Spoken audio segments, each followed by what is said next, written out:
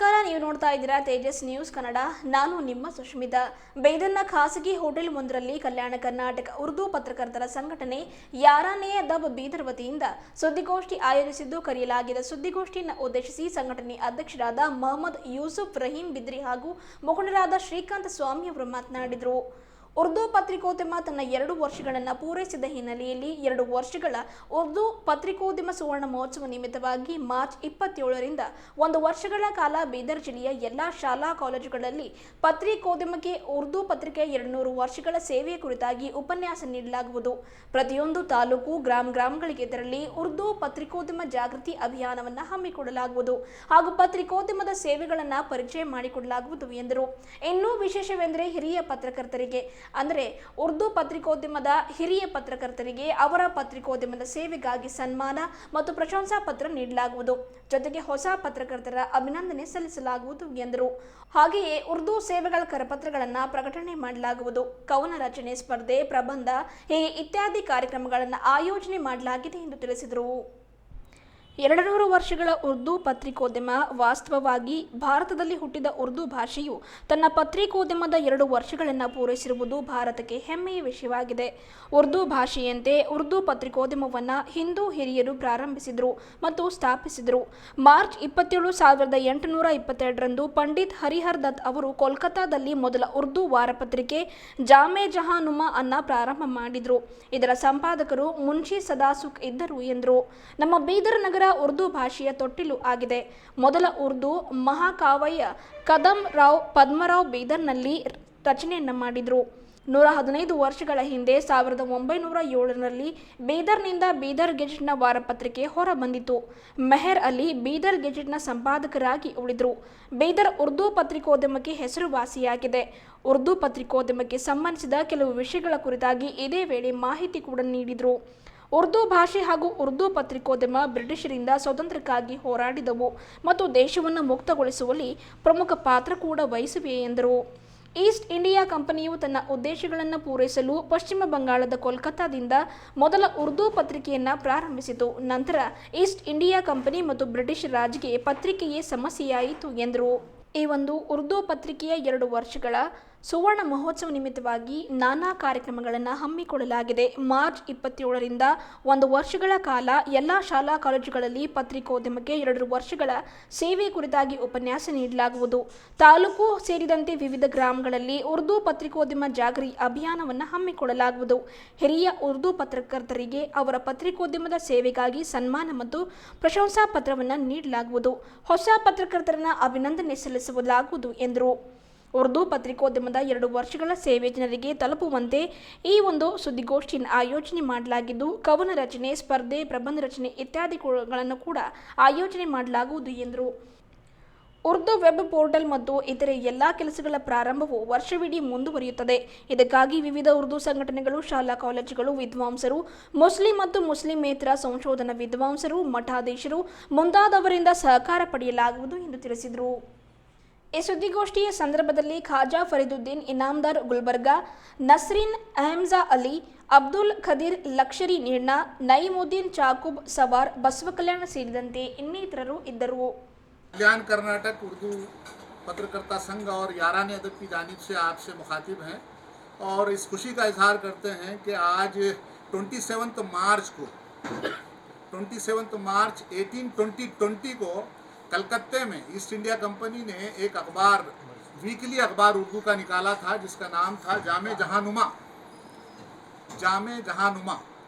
उस अखबार के बाद आज 200 साल हुए हैं इस उर्दू पत्रिका के। और ये इस उर्दू पत्रिका के जीवन में मैं कुछ चीज़ें बताना चाहता हूँ। पहली बात यह है कि बीदर में जो पत्रिका निकली वो 1907 को 1907 ईस्वी में आई, जिसका नाम था बीदर गज़ेट। मेहर अली उसके एडिटर थे। तो इस तरह से बीदर में उर्दू पत्रिका के 115 साल हो रहे हैं और पूरे हिंदुस्तान में 200 साल हो रहे हैं। अब इस सिलसिले में हम आपसे जो बात ख़ास तौर पे मैं मैसेज में बोलना चाहता हूँ वो ये कि जो पहली पत्रिका निकली वीकली, उसको निकालने वाले नान मुस्लिम थे। हरिहर दत्त उसके मालिक थे, हरिहर दत्त। और उसके एडिटर थे मुंशी सदा सुख। उसके बाद जो दूसरी पत्रिका निकली वो पत्रिका को भी नॉन मुस्लिम ने निकाला। और उस ज़माने में जब ईस्ट इंडिया कंपनी आ चुकी थी, 1822 की बात हम कर रहे हैं, तो तब बहुत से नाम हमको आते हैं, और वो नाम जो हैं अवध अखबार, मुंशी नवल किशोर। मुंशी नवल किशोर बहुत बड़ा नाम है। मुंशी नवल किशोर उस ज़माने में प्रिंटिंग प्रेस के आदमी थे। आज भी बीदर में हो या कहीं और हो, प्रिंटिंग प्रेस से नॉन मुस्लिम का बड़ा ताल्लुक़ है, बहुत ज़्यादा प्रिंटिंग प्रेस से होता है। मुंशी नवल किशोर कुरान छापते थे, और बिल्कुल नहा के स्नान करने के बाद कुरान छापते थे। उनके पास से कुरान छपती थी और पूरे इंडिया में बढ़ती थी। उनसे बड़ा कोई प्रिंटर नहीं था उस ज़माने में। तो मुंशी नवल किशोर अवध अखबार के एडिटर थे। तारीख बगावत हिंद मुकुंद लाल ने निकाला। हफ्तरोदा वीकली खैर खुदा खल्क मुंशी अयोध्या प्रसाद थे। फवायदुन नाजरीन मास्टर रामचंद्र ने निकाला। शेर पंजाब सरदार अमर सिंह ने निकाला। शांति पंडित किशन चंद्र मोह ने निकाला। कोहिनूर लाहौर का बहुत बड़ा, उस ज़माने में लाहौर इंडिया ही था ना, उस ज़माने में कोहिनूर बहुत बड़ा अखबार था। उसके एडिटर थे मुंशी हर सुखन लाल। मरातुल अखबार राजा राम मोहन राय निकाला करते थे। इसी तरह संसार और रोजनामा हिंद के एडिटर रामलाल थे। स्वामी प्रकाश आनंद, पंडित मेलाराम वफा, लाला लाजपत राय, स्वामी शरदानंद, लाला देशबंधु गुप्ता, रणबीर सिंह, डॉक्टर सत्यापाल, मुंशी गोपीनाथ अमर, सूफी अब्बा प्रसाद, पंडित बांके दयाल शर्मा, महाशय कृष्ण, वीरेंद्र और नरेंद्र ने आज़ादी की जो लड़ाई लड़ी इन अखबारात के जरिए लड़ी, और अंग्रेज़ों से हमारा अपना हक, हमारा अपना मुल्क हासिल करके रहेंगे। ये लोग थे। मुस्लिम नाम बहुत हैं, लेकिन आज हम 200 साल के मौके पर मुस्लिम नाम को सामने लाना कोई ऐसी बात नहीं है, ख़ास बात नहीं है। तो ये जो बात है बहुत अहम है। उस ज़माने में, जिस ज़माने में हमारी जंग थी, हमारी अपनी ज़मीन के लिए, अपनी भूमि के लिए। उसके बाद दो बातें और रह जाती हैं यहाँ पे। उस ज़माने में 415 जब हिंदुस्तान डिवाइड हुआ, तब 415 उर्दू पत्रिका निकलते थे। जब डिवाइड हुआ तो 345 इंडिया में रह गए और 70 अखबार पाकिस्तान चले गए, क्योंकि डिवाइड हुआ था। तो इस तरह से आरएनआई की रिपोर्ट है।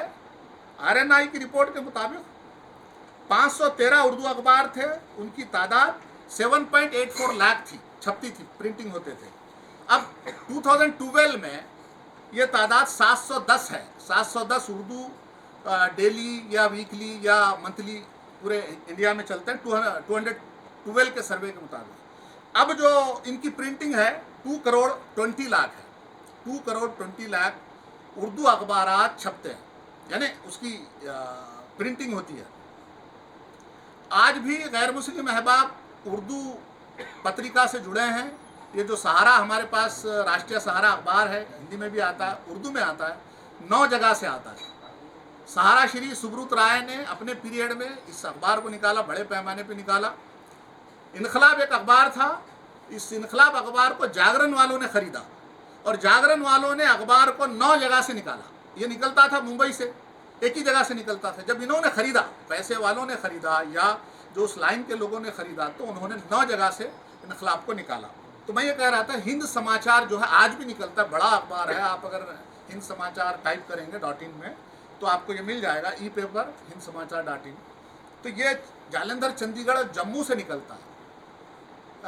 उर्दू अखबार इसलिए हार गए या उर्दू अखबार इसलिए रह गए, पीछे रह गए कि उर्दू अखबार सिर्फ और सिर्फ मुसलमानों की न्यूज़ देने लगे। उन्होंने ये नहीं कहा कि अगर बसवन्ना का अगर कोई ये मेला रखता है, परवा चलती है या कोई और चलता है तो वो न्यूज़ छापें, या अगर ऐसा होता है कि दशहरा होता है तो दशहरे की न्यूज़ छापें। ऐसा नहीं किया। उसके नतीजे में ये हुआ कि ये अखबार सिर्फ मुसलमानों तक रह गए। जिस कास्ट के आप छापेंगे वो लोग लेंगे।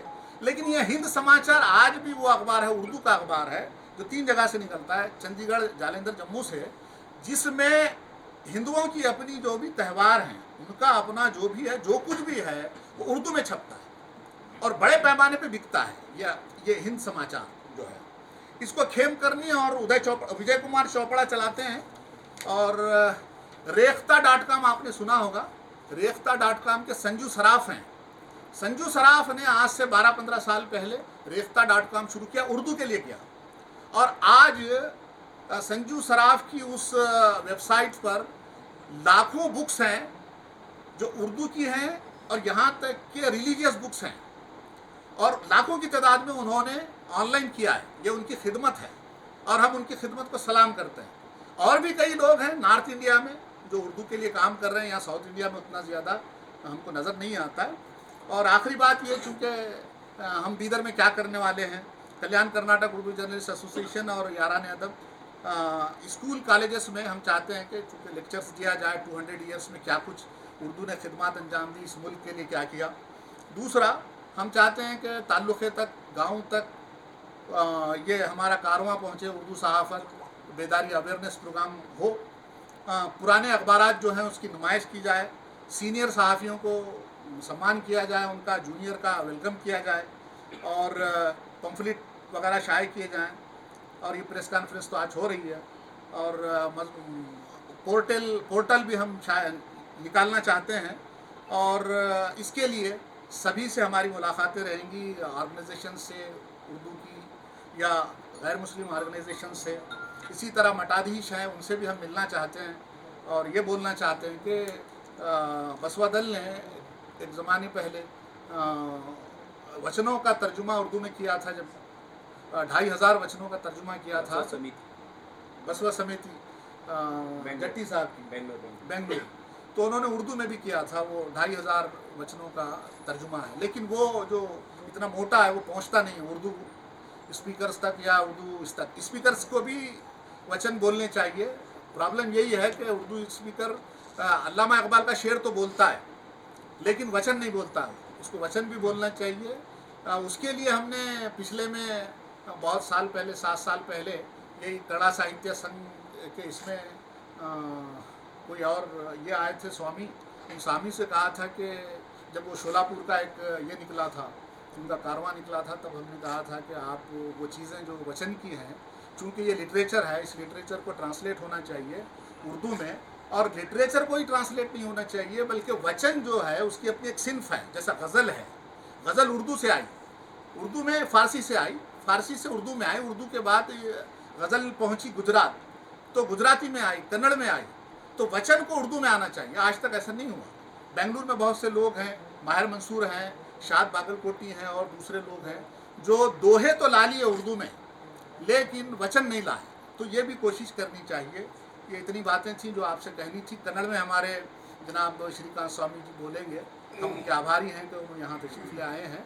और चूँकि कन्नड़, हम यही चाहते हैं आज का जो हमारा ये जो प्रेस मीट है वो कन्नड़ा वालों तक के लिए है, हिंदी वालों तक के लिए है। उर्दू वाले तो जानते हैं, उर्दू 200 ईयर्स मना रहे हैं, मौलाना आज़ाद नेशनल उर्दू यूनिवर्सिटी मना रही है, लखनऊ में मनाया जा रहा है, दिल्ली में मनाया जा रहा है, बहुत सारे प्रोग्राम हो रहे हैं, लेकिन कन्नड़ वालों को पता नहीं है कि उर्दू वाले क्या कर रहे हैं या इस मुल्क में क्या हो रहा है। तो हम चाहेंगे कि ये सारी चीज़ें कन्नड़ा में आएँ। बीदर में हम जो काम कर रहे हैं पूरा 1 साल करेंगे, 27 मार्च से हम 2023 तक हम 1 साल के अंदर बहुत सारे काम करेंगे। उसमें जैसे कि बताया आपने आपको कि भाई कॉलेजेस जाएंगे, स्कूल जाएंगे, बच्चों को बताएंगे कि उर्दू की क्या खिदमत है, उर्दू पत्रिका की। दूसरा, जो लोग सीनियर्स हैं उन सीनियर्स का सम्मान करेंगे, और जो जूनियर हैं उनको वेलकम करेंगे, जर्नलिज्म के लिए, उर्दू जर्नलिज्म के लिए उनको उभारेंगे। ಈ ಒಂದು 200 ವರ್ಷಗಳ ಪತ್ರಿಕೋದ್ಯಮದ ಸುವರ್ಣ ಮಹೋತ್ಸವವನ್ನು ಆಚರಣೆ ಮಾಡ್ತಾ ಇದ್ದಾರೆ. ಆ ಆಚರಣೆ ನಿಮಿತ್ತ ಆ ಉರ್ದು ಪತ್ರಿಕೆಗಳ ಬಗ್ಗೆ ಜನರಲ್ಲಿ ಜಿಗುಪ್ಸೆ ಇದೆ, ಅದನ್ನು ಹೋಗಲಾಡಿಸಬೇಕು ಅಂಥೇಳಿ ಇವರು ತಮ್ಮ ಹೋರಾಟವನ್ನು ಪ್ರಾರಂಭ ಮಾಡಿಕೊಂಡಿದ್ದಾರೆ. ಯಾಕೆಂದರೆ ಎಲ್ಲರಿಗೂ ಗೊತ್ತಿದ್ದ ವಿಷಯ, ಇಲ್ಲೆಲ್ಲ ಮೊದಲು ನಮ್ಮ ಬೀದರ್ನಲ್ಲಿ ಪ್ರಮುಖ ಬೀದರ್ ನಿಜಾಮ್ ಆಡಳಿತದಲ್ಲಿ ಇದ್ದಿದ್ದ ಕಾರಣ ಇಲ್ಲಿ ಪ್ರತಿಯೊಂದು ಗ್ರಾಮಗಳಲ್ಲಿ ಉರ್ದು ಶಾಲೆಗಳು ಇರ್ತಿದ್ವು. ಆವಾಗ ಕನ್ನಡ ಕಲಿಲಿಕ್ಕೆ ಆಗ್ತಾ ಇದ್ದಿಲ್ಲ, ಅಂಥ ಒಂದು ಪರಿಸ್ಥಿತಿ ಇತ್ತು. ನಮ್ಮಲ್ಲಿ ನಮ್ಮ ತಂದೆಯವರು ಕೂಡ ಫ್ರೀಡಮ್ ಫೈಟ್ರು, ಅವರು ಶಾಲೆ ಕಲ್ತಿದ್ದು ಉರ್ದು ಭಾಷೆಯಲ್ಲಿ. ಅವ್ರು ಕನ್ನಡ ಕಲಿಬೇಕಾಗಿತ್ತಂದ್ರೆ ಹಲ್ಬರ್ಗಾದವರು ಸ್ವಾಮೀಜಿಯವ್ರು ಕಲ್ತ್ಕೊಂಡು ಬಂದರು. ಅಂಥ ಒಂದು ಪರಿಸ್ಥಿತಿ ಆವಾಗಿತ್ತು. ಇವಾಗ ಪರಿಸ್ಥಿತಿ ಒಂದು ಬೇರೆ ಕಾರಣ ಹುಡ್ಕೊಂಡು ಇವತ್ತು ನಮ್ಮ ಕನ್ನಡ ಭಾಷೆನೇ ಇಂಪಾರ್ಟೆಂಟ್ ಆಗಿದೆ. ಮುಖ್ಯ ಭಾಷೆ ಅಂದರೆ ಕನ್ನಡ. ಯಾಕಂದ್ರೆ ಮಾತೃಭಾಷೆಯಲ್ಲಿ ಎಲ್ಲ ವಿಷಯಗಳನ್ನು ಹೇಳಬೇಕು ಅಂಥೇಳಿ ಒಂದು ವಿಜ್ಞಾನ ಕೂಡ ಹೇಳ್ತದೆ. ಅದೇ ಆ ಭಾಷೆಯಲ್ಲಿ ಹೇಳಿದರೆ ಮಾತ್ರ ಮಕ್ಕಳಿಗೆ ಎಲ್ಲ ವಿಷಯಗಳ ಬಗ್ಗೆ ಗ್ರಹಣ ಆಗ್ತದೆ ಅಂತ ಅನ್ನೋದೊಂದು ವಿಚಾರ ಇದೆ. ಅದೇ ಥರ ಈ ಉರ್ದು ಕೂಡ ಆ ಒಂದು ಸಮಾಜಕ್ಕೆ ಸೀಮಿತವಾಗಿಬಿಟ್ಟಿದೆ. ಇದು 12ನೇ ಶತಮಾನದಲ್ಲಿ ಉರ್ದು ಎಂಬ ಭಾಷೆ ಹುಟ್ಟಿತ್ತು. ಆ 12ನೇ ಶತಮಾನದ ನಂತರ 14ನೇ 15ನೇ ಶತಮಾನದಲ್ಲಿ ಉತ್ತಂಗದಲ್ಲಿತ್ತು. ಇತಿಹಾಸ ಪ್ರಕಾರ ಉತ್ತಂಗದಲ್ಲಿತ್ತು. ಆವಾಗ ಈ ಭಾಷೆ ಯಾವ ರೀತಿ ಆಗ್ತು ಎಂಬುದು ಇತಿಹಾಸದಲ್ಲಿದೆ. ಇದು ಸಂಸ್ಕೃತ, ಹಿಂದಿ ಮತ್ತು ಅರೇಬಿಯಾ ಈ 3 ಭಾಷೆಗಳನ್ನು ಒಳಗೊಂಡು ಅದರಲ್ಲಿ ಒಳ್ಳೆಯ ಇದ್ದಂಥ ಸುಂದರ ಶಬ್ದಗಳನ್ನು ತೆಗೆದುಕೊಂಡು ಒಂದು ಭಾಷೆಯಾಗಿ ಪರಿವರ್ತನೆ ಮಾಡಿದ್ದಾರೆ. ಇದರ ಲಿಪಿಗಳು ಅರೇಬಿಯಾದಿಂದ ಎಫೆಕ್ಟ್ ಆಗಿದೆ ಅದರ ಮೇಲೆ. ಅದರಿಂದ ಈ ಒಂದು ಸುಂದರವಾದ ಒಂದು ಭಾಷೆಯನ್ನು ಕೊಟ್ಟಿದ್ದಾಗ ಭಾಳಷ್ಟು ಕವಿಗಳು ಹಿಂದೂಗಳೇ ಆಗಿದ್ದರು. ಇವಾಗ ಅದು ಮುಸ್ಲಿಮರಿಗೆ ಸೀಮಿತ ಆಗಿಬಿಟ್ಟಿದೆ. ಸೀಮಿತ ಆಗಲಿಕ್ಕೆ ಮುಖ್ಯ ಕಾರಣಗಳು ಭಾಳ ಇವೆ.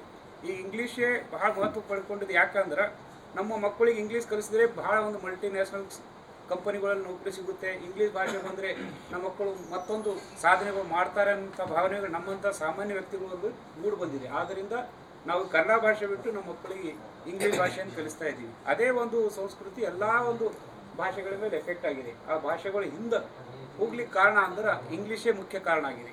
ಹಿಂದಿ ಕೂಡ ನಮ್ಮ ಭಾರತದಲ್ಲಿ ಪ್ರಮುಖ ಭಾಷೆ ಆಗಿದ್ದರೂ ಕೂಡ ಆ ಭಾಷೆ ನಮ್ಮ ದಕ್ಷಿಣ ಭಾರತ ದೇಶದಲ್ಲಿ ಅದು ಅಷ್ಟೊಂದು ಇದು ಗಮನ ವಹಿಸಿಲ್ಲ. ಆದರೆ ಇಂಗ್ಲೀಷ್ ಬಹಳಷ್ಟು ನಮ್ಮ ಮೇಲೆ ಎಫೆಕ್ಟ್ ಮಾಡಿದೆ.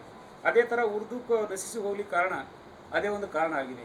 ಯಾಕಂದರೆ ಸರ್ಕಾರಿ ನೌಕರಿ ಸಿಗಲಿಕ್ಕೆ ಮತ್ತು ಮಲ್ಟಿನ್ಯಾಷನಲ್ ಕಂಪ್ನಿಗಳಲ್ಲಿ ನೌಕರಿ ಸಿಗಲಿಕ್ಕೆ, ನಮ್ಮ ಜ್ಞಾನವನ್ನು ವೃದ್ಧಿ ಮಾಡ್ಕೊಳ್ಳಿಕ್ಕೆ ಆ ಒಂದು ಭಾಷೆಗಳಲ್ಲಿ ಎಲ್ಲ ವಿಷಯಗಳು ನಮಗೆ ಸಂಗ್ರಹ ಮಾಡಲಿಕ್ಕೆ ಆಗಲಾರದ ಕಾರಣ ನಮ್ಮ ಹುಡುಗರು ಇಂಗ್ಲೀಷ್ನಲ್ಲಿ ಹೋಗ್ತಾರೆ. ಈ ಗೂಗಲ್ ನಾವು ತೆಗೆದು ನೋಡಿದೆವು ಅಂದರೆ ಎಲ್ಲ ಇಂಗ್ಲೀಷಲ್ಲೇ ಇರುತ್ತೆ.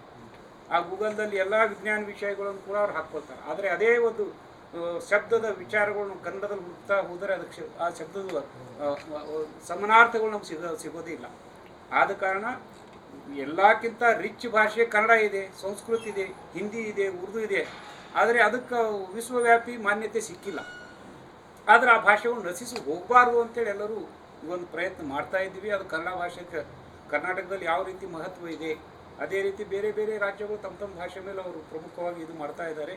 ಅದರಂತೆ ಉರ್ದು ಭಾಷೆ ಕೂಡ ಈಗ ಇಲ್ಲಿ ಹೇಳಿದ ಪ್ರಕಾರ ಉರ್ದು ಭಾಷೆದು ಪತ್ರಿಕೆಗಳು ಇದು ಎಲ್ಲ ಓದಿ ಹೇಳೇನು ಸರ್? ಅದ್ರ ಸಲಾಗಿ ಅದು ಉರ್ದು ಭಾಷೆ ಪತ್ರಿಕೆಗಳು ನಾವು ಭಾಳಷ್ಟು ನೋಡೀನಿ ಸರ್. ನಾವು ಕೋವಿಡ್ ಸಮಯದಲ್ಲಿ ಕೆಲಸ ಮಾಡ್ತಾ ಇದ್ದಾಗ ಆ ಒಂದು ಎಫೆಕ್ಟ್ ಭಾಳ ಚೆನ್ನಾಗಿತ್ತು. ಅಂದ್ರೆ ಅದು ವಿಪರೀತ ಪರಿಣಾಮಗಳು ಬೀರಿವು. ಇಲ್ಲಿ ನಮ್ಮ ಕನ್ನಡ ಭಾಷೆಯಲ್ಲಿ ಅಥವಾ ಬೇರೆ ಒಂದು ಭಾಷೆಯಲ್ಲಿ ಪತ್ರಿಕೆಗಳಲ್ಲಿ ನಮ್ಮಲ್ಲಿ ಪ್ರಕಟ ಆಗ್ತಾವೆ, ಅದರಲ್ಲಿ ಎಲ್ಲ ನ್ಯೂಸ್ ಕರೆಕ್ಟಾಗಿ ಬರ್ತಾಯಿತ್ತು. ಆದರೆ ಉರ್ದು ಭಾಷೆದವ್ರಿಗೆ ಆ ಸಮಾಚಾರ ಮುಟ್ತಾನೇ ಇದ್ದಿಲ್ಲ. ಆವಾಗ ಅವ್ರು ಉರ್ದು ಭಾಷೆದವ್ರು ಇಲ್ಲಿನ ಏನೇನು ಆಗ್ತಾ ಇದೆ ಅನ್ನೋದು ಅವ್ರಿಗೆ ಓದಿಸ್ಲಿಕ್ಕೆ ಬರ್ತಾ ಇದ್ದಿಲ್ಲ. ಮತ್ತು ಪತ್ರಿಕಾ ಗೋಷ್ಠಿಗಳು ಕರೆದ್ರು ಕೂಡ ಉರ್ದು ಭಾಷೆದವ್ರಿಗೆ ಅಷ್ಟು ಮಹತ್ವ ಕೊಡ್ತಾ ಇದ್ದಿಲ್ಲ. ಅದರಿಂದ ಅವರು ಆ ಸಿಟಿದಿಂದ ಹೊರಗೆ ಬಂದು ಪತ್ರಿಕಾಗೋಷ್ಠಿ ಮಾಡಲಿಕ್ಕೆ ಅನುವು ಮಾಡಿಕೊಟ್ಟಿಲ್ಲ ಒಂದು ಸಮಯದಲ್ಲಿ. ನಾನು ಆವಾಗ ಉರ್ದು ಭಾಷಿಕರು ಒಳಗಿಂದು ಪತ್ರಿಕೋದ್ಯಮ ಮುಖಂಡರುಗಳು ನಮ್ಮ ಗೆಳೆಯರು ಫೋನ್ ಮಾಡಿ ಜಿಲ್ಲಾಧಿಕಾರಿಗೆ ಹೇಳ್ರಿ ನಮ್ಮ ಹೊರಗೆ ಬರ್ಲಿಕ್ಕೆ ಬಿಡ್ರಿ, ಅಲ್ಲಿ ಹೊರಗೆ ಏನಾಗ್ತಾ ಇದೆ ಅನ್ನೋದು ನಮ್ಮ ಜನರಿಗೆ ಗೊತ್ತಾಗ್ತಾ ಇಲ್ಲ ಅಂತ ಹೇಳಿದ್ರು. ಇಂಥ ಪರಿಸ್ಥಿತಿಯೂ ಇದೆ. ಆದರೆ ಒಳಗಿನ ಸಿಟಿಯಲ್ಲಿರುವಂಥ ಭಾಳಷ್ಟು ಜನರು ಅಂದರೆ ಅಲ್ಲಿ ಎಲ್ಲರೂ ಮುಸ್ಲಿಮ್ರೇ ಯಾರ ಉರ್ದು ಭಾಷೆ ಮಾತಾಡೋರು ಅಂತಿಲ್ಲ. ನಾನು ಒಂದ್ಸಲ ಜಿಲ್ಲಾಧಿಕಾರಿಗೆ ದವಾಯಿಸಿದ್ದೇನೆ. ಹಳೇ ಸಿಟಿ ಎಂಬುದು ಎಲ್ಲರೂ ಅವ್ರು ಯಾರು ಅಂತ ತಿಳ್ಕೊಂಡ್ರಿ ನೀವು, ಅಲ್ಲಿ ಏನು ಸಮಾಚಾರ ಗೊತ್ತಾಗಬಾರ್ದ ತಾವು ನೋಡಿದ್ರಿ ಅವಾಗ. ನಾನು ಜಿಲ್ಲಾಧಿಕಾರಿ ತರಾಟೆ ತೊಗೊಂಡಿದ್ದ. ಅಲ್ಲಿ 40 to 50% ಹಿಂದೂಗಳಿದ್ದಾರೆ, ಕನ್ನಡ ಭಾಷೆಗಿದ್ದಾರೆ, ಮರಾಠಿ ಭಾಷೆಗಿದ್ದಾರೆ, ತೆಲುಗು ಮಾತಾಡೋರು ಇದ್ದಾರೆ. ಆದರೆ ಕೇವಲ ಮುಸ್ಲಿಮರೇ ಇದ್ದಾರೆ ಅಂತೇಳಿ ಹುಯ್ಲು ಎಬ್ಸಿಬಿಟ್ರು. ಅಲ್ಲಿ ಯಾವುದೇ ನಮ್ಮದು ಸವಲತ್ತುಗಳು ಹೋಗ್ತಾನೇ ಇದ್ದಿಲ್ಲ. ಅಂಥ ಸಮಯದಲ್ಲಿ ನಾನು ಇವರಿಗೆಲ್ಲ ದಬಾಯಿಸಿ ನಂತರ ಈ ಪತ್ರಿಕೆ ಉದ್ಯಮದವರು ಎಷ್ಟರ ಉರ್ದು ಭಾಷೆಯಲ್ಲಿ ಅದು ಜಿಲ್ಲಾ ಪತ್ರಿಕೆ ಇರ್ಬೋದು ಅಥವಾ ರಾಜ್ಯ ಮಟ್ಟದ ಪತ್ರಿಕೆ ಇರ್ಬೋದು ಅವರಿಗೆಲ್ಲರಿಗೂ ID ಕಾರ್ಡ್ ಕೊಡಿಸಿ ನಾವು ಹೊರಗಡೆ ಕರ್ಸ್ಕೊಂಡಿದ್ದೀವಿ. ಅದೇ ಥರ ಉರ್ದು ಭಾಷೆದ ಮೇಲೆ ಅವ್ರು ನಮ್ದೇನು ಸಮಾಚಾರಗಳು ಇವೆ ಆ ಸಮಾಚಾರಗಳು ಅವ್ರಿಗೆ ಮುಟ್ತಾ ಇಲ್ಲ, ಅವ್ರದ್ದೇನು ಸಮಾಚಾರಗಳು ಇವೆ ಅವು ನಮ್ಮ ಭಾಷೆದಾಗ ಬರ್ತಾ ಇಲ್ಲ. ಅದರಿಂದ ಇವು ಕೊಂಡಿ ಒಂದು ಪ್ರಬಲವಾಗಿ ಮಾಡಬೇಕು ಅಂತ ವಿಚಾರ ಇವರು ಯೂಸುಫ್ ಅವರು ಮತ್ತು ಇವರೆಲ್ಲ ಪತ್ರಿಕೆಗಳು ಗೆಳೆಯರೆಲ್ಲ ಮಾಡ್ಕೊಂಡಿದ್ದಾರೆ. ಅದರಂತೆ ಅವರು ಉರ್ದು ಭಾಷೆಯಲ್ಲಿ ತಮ್ಮ ಪತ್ರಿಕೋದ್ಯಮ ಪ್ರಾರಂಭ ಮಾಡಿದ್ದಾರೆ. ಉರ್ದು ಭಾಷೆಯಲ್ಲಿ ಇವಾಗ ಬೀದರ್ ಸಿಟಿಯಲ್ಲಿ ಲೋಕಲ್ ಉರ್ದು ಪೇಪರ್ ಇರೋದು ಹೈದರಾಬಾದ್ ಕರ್ನಾಟಕ ತಮಗೆಲ್ಲರಿಗೂ ಗೊತ್ತಿದೆ. ಮತ್ತು ಅದಾಬಿ ಅಕ್ಕಾಸ್ ಇವು ಲೋಕಲ್ ಪೇಪರ್ಸ್. ಸುರ್ಕಿ ಜಮೀನ್ ಇದು ಲೋಕಲ್, ಅದು ಹೊರಗಿಂದ ಬರೋಂಥ ಉರ್ದು ಭಾಷೆಗಳು ಪೇಪರ್ಗಳಿಂದ ಸಿಯಾಸತ್, ಮುನ್ಸಿಫ್, ರಹುನುಮಾ ಎ ಡೆಕ್ಕನ್, ರಾಷ್ಟ್ರೀಯ ಸಹಾರಾ ಮತ್ತು ಇತೇಮಾದ್ ಮತ್ತು KBN ಟೈಮ್ಸ್, ಆದಾಬ್ ತೆಲಂಗಾಣ ಇಂಥ ಒಂದು ರಾಷ್ಟ್ರ ಮಟ್ಟದ ಭಾಷೆಗಳು ಉರ್ದು ಪತ್ರಿಕೆಗಳು ಕೂಡ ನಮ್ಮಲ್ಲಿ ಸರ್ಕ್ಯುಲೇಷನ್ ಆಗ್ತಾ ಇರ್ತದೆ. ಉರ್ದು ಭಾಷೆಯಲ್ಲಿ ನಮ್ಮ ರಾಜ್ಯಗಳಲ್ಲೂ ಕೂಡ ಉರ್ದು ಭಾಷೆಯ ಒಂದು ಭಾಷೆ ಅಂಥೇಳಿ ಮಾನ್ಯತೆ ಕೊಟ್ಟಿದ್ದಾರೆ. ಆ ಭಾಷೆಗಳು ಅಂದ್ರೆ ನಮ್ಮದು ಜಮ್ಮು ಕಾಶ್ಮೀರ ಇದೆ, ಉತ್ತರ ಪ್ರದೇಶ ಇದೆ, ತೆಲಂಗಾಣ ಇದೆ ಮತ್ತು ಮಧ್ಯಪ್ರದೇಶ ಇದೆ. ಇಂಥ ಒಂದು ರಾಜ್ಯಗಳು ಕೂಡ ಈ ಉರ್ದು ಭಾಷೆಗೆ ಮಾನ್ಯತೆ ಇದೆ. ಅಲ್ಲಿಯೂ ಕೂಡ ಸರ್ಕಾರಿ ಕಚೇರಿಯಲ್ಲಿ ಕೂಡ ಅವ್ರಿಗೆ ಬೇಕಾಗಿಂದಿತ್ತಂದ್ರೆ ಉರ್ದು ಭಾಷೆಯಲ್ಲಿ ಅವ್ರು ಟೈಪ್ ಮಾಡಿ ಕಳಿಸ್ತಾರೆ ಲೆಟರ್. ಅಂದರೆ ಇದಕ್ಕೇನು ಉರ್ದುಕ್ಕೆ ಸಂಪೂರ್ಣವಾಗಿ ನಶಿಸಿ ಹೋಗಿಲ್ಲ, ಆದರೆ ಅದರದ್ದು ಇಂಟ್ರೆಸ್ಟ್ ಕಮ್ಮಿ ಆಗ್ತಾ ಇದೆ. ಅಲ್ಲಿಯೂ ಆಗ್ತಾ ಇದೆ. ಯಾರು ಉರ್ದು ಭಾಷಿಕರಿದ್ದರೂ ಅವರಿಗೂ ಕಡಿಮೆ ಆಗ್ತಾ ಇದೆ. ಯಾಕಂದರೆ ಉರ್ದು ಭಾಷೆಗೆ ತಾಯಿ ತಂದೆ ಕೂಡ ತಮ್ಮ ಮಕ್ಕಳನ್ನು ಇಂಗ್ಲೀಷ್ಗೆ ಕಳಿಸ್ತಾ ಇದ್ದಾರೆ. ಈಗ ಇವ್ರ ಮಕ್ಕಳಾರ ಇಂಗ್ಲೀಷ್ ಮೀಡಿಯಮ್ದೇ ಅದಾರ, ಉರ್ದು ಭಾಷೆ ಹೆಂಗೆ ಕಲಿಸ್ಬೇಕು ನಾವು? ಆದ್ದರಿಂದ ಇವರೇನು ಒಂದು ಇದು ಮಾಡ್ಕೊಂಡು ಬಂದಿದ್ದಾರೆ. ಅದು 227ನೇ ತಾರೀಕಿನಿಂದ ಎಲ್ಲ ಶಾಲಾ ಕಾಲೇಜುಗಳು ಉರ್ದು ಭಾಷೆ ಅಂದ್ರೆ ನಾವು ಭಾಳ ಇಂಟ್ರೆಸ್ಟ್ ಬರ್ತಿತ್ತು ಮೊದಲು. ಈಗ MLAಗಳು ಮಿನಿಸ್ಟರ್ಗಳೆಲ್ಲ ಇದು ಕಡೆಯಿಂದ ಹೋಗ್ತಾ ಇದ್ರಲ್ಲ ಹೈದರಾಬಾದ್ ಕರ್ನಾಟಕದ್ದು, ನಮ್ಮ ತಂದೆಯವರೆಲ್ಲ ಮಾತಾಡ್ಕೊತ ಇಷ್ಟು ಸುಂದರವಾದ ಮಾತು ಆಡ್ತಿದ್ರು. ಅವರಿಷ್ಟು ಗೌರವಪೂರ್ವಕ ಭಾಷೆ ಅದು. ಅಂಥ ಭಾಷೆ ಇವತ್ತು ನಮ್ದಿಂದ ದೂರ ಆಗ್ತಾ ಇದೆ ಅಂತ ನಮಗೂ ನೋವಿದೆ. ಯಾಕಂದ್ರೆ ಅದು ಯಾವುದೇ ಒಂದು ಅದು ಭಾಳಷ್ಟು ಜನರಿಗೆ ನಮ್ಗೆ ನವ ಯುವಕರಿಗೆ ಉರ್ದು ಭಾಷಾ ಪರರಾಷ್ಟ್ರ ಭಾಷೆ ಅಂತ ಅನಿಸ್ತದೆ. ಅದು ಪರರಾಷ್ಟ್ರ ಭಾಷೆ ಅಲ್ಲ. ಇದೇ ಒಂದು ಭೂಮಿಯಲ್ಲಿ ಹುಟ್ಟಿದಂಥ, ಇದೇ ಒಂದು ನೆಲದಲ್ಲಿ ಹುಟ್ಟಿದಂಥ ಅದು ಭಾಷೆ. ಅದು ಅರೇಬಿಯಾ ಭಾಷೆ ಭಾರತ ದೇಶ ಹೊರಗಿನ ಭಾಷೆ, ಇಂಗ್ಲೀಷ್ ಭಾಷೆ ಹೊರಗಿನ ಭಾಷೆ. ಆದರೆ ಹಿಂದಿ, ಉರ್ದು ಇವೆಲ್ಲ ನಮ್ಮ ಭಾಷೆಗಳೇ. ಆದ್ದರಿಂದ ಉರ್ದು ನಶಿಸಿ ಹೋಗಬಾರ್ದು. ಅದರ ಸುಂದರತೆಯನ್ನು ಇಟ್ಕೊಳ್ಬೇಕು ಅಂತ ಹೇಳಿ ಇವರೆಲ್ಲ ಪ್ರಯತ್ನ ಮಾಡ್ತಾ ಇದ್ದಾರೆ. ತಾವೆಲ್ಲರೂ ಕೂಡ ಸಹಕಾರ ಮಾಡಬೇಕಂತ ಹೇಳಿ